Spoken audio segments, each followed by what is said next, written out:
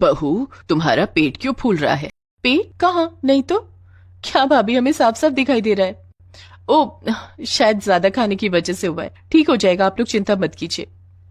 लेकिन और 1 महीने बाद पेट थोड़ा और फूल गया। बिमला को शक हुआ, जिस औरत का पति सुहागरात से पहले ही मर गया हो उसका पेट कैसे फूल सकता है।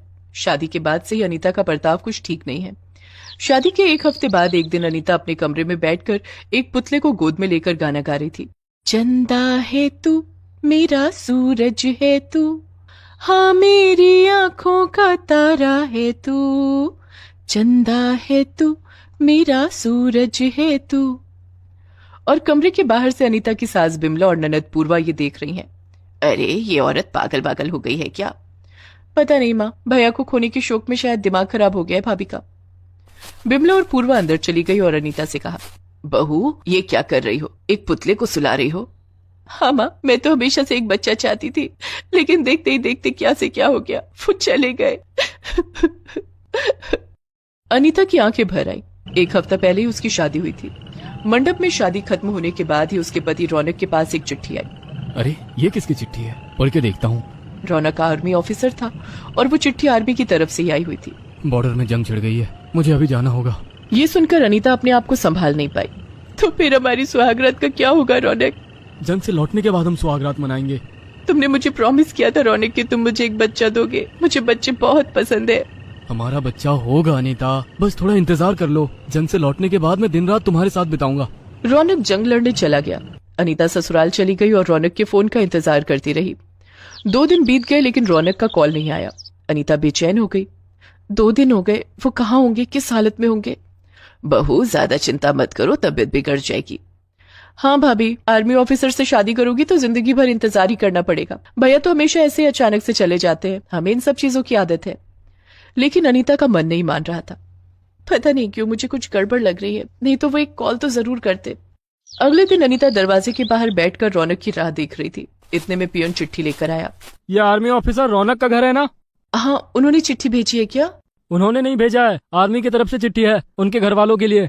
पियन चिट्ठी देकर चला गया। अनीता ने चिट्ठी खोलकर पढ़ी और उसके हाथ से चिट्ठी गिर गई। वो रोने लगी। अरे, ये क्या हुआ? मैं विधवा हो गई। हे भगवान, ये क्या किया आपने, क्या किया? रोने की आवाज सुनकर बिमला और पूर्वा वहां आई। अनीता ने दोनों को सब कुछ बताया और वो दोनों भी रोने लगे।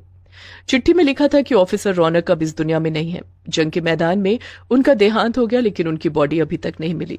अब क्या होगा माँ जी, अब क्या होगा? मेरा पति कभी मेरे पास नहीं लौटेगा।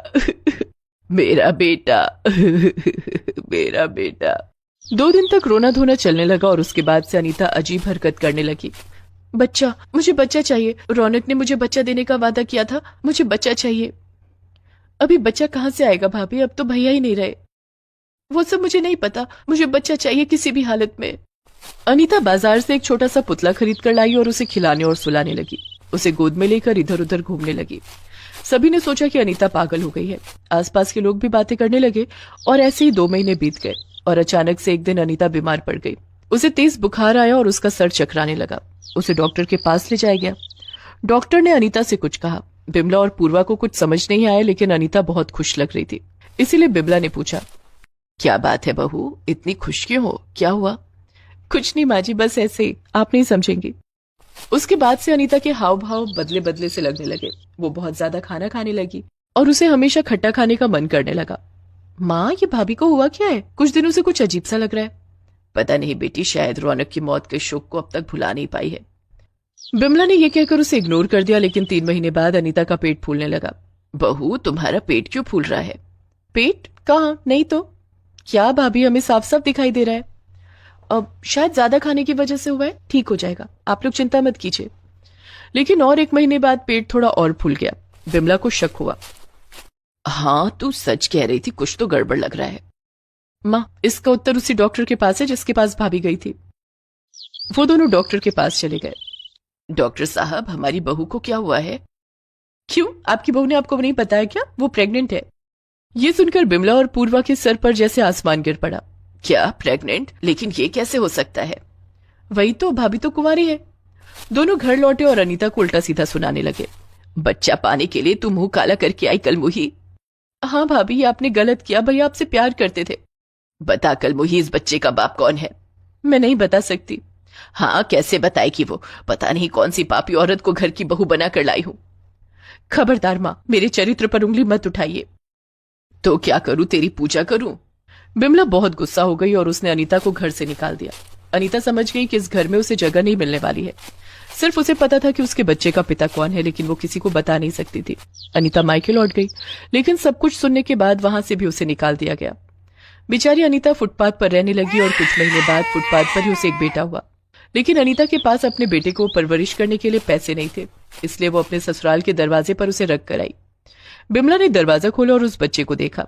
अरे ये क्या, यहाँ बच्चा कौन रख कर गया है? जरूर उस कलमुही अनीता ने किया है ये। बिमला दरवाजा बंद करने जा ही रही थी कि तभी उसने देखा कि उस बच्चे के दाहिने गाल पर एक तिल है। अरे, मेरे बेटे के गाल पर भी एक तिल था, वो भी दाहिने गाल पर, ये कैसे संभव है? बिमला आश्चर्यचकित होकर खड़ी थी कि तभी एक कांड हो गया। रौनक बिमला के सामने आकर खड़ा हो गया। माँ, कैसी हो आप? अरे बेटा, तू कैसे आया? चिट्ठी में तो लिखा था कि तू। वो सब झूठ था माँ, मुझे एक सीक्रेट मिशन पर भेजा गया था, इसीलिए मुझे मरने का नाटक करना पड़ा। लेकिन इस बीच मैं चुपके से एक रात को घर आया था और केवल अनीता से मिल पाया था। उसे मैंने मेरे बारे में किसी को बताने से मना किया था, इसलिए वो आप लोगों को कुछ नहीं बताई। अब जाकर बिमला और पूर्वा सब कुछ समझ पाई। इसका मतलब ये बच्चा तेरा है? इसका मतलब बहू ने कोई पाप नहीं किया है? मैं फालतू में उस पर शक किए जा रही थी। बेटा, तू बहू को ढूंढ कर ला। रौनक तुरंत बाहर गया और बहुत ढूंढने के बाद आखिरकार उसे अनीता मिल गई। वो अनीता को लेकर घर आया। बिमला और पूर्वा ने उससे माफी मांग ली और उसके बाद सभी खुशी खुशी रहने लगे।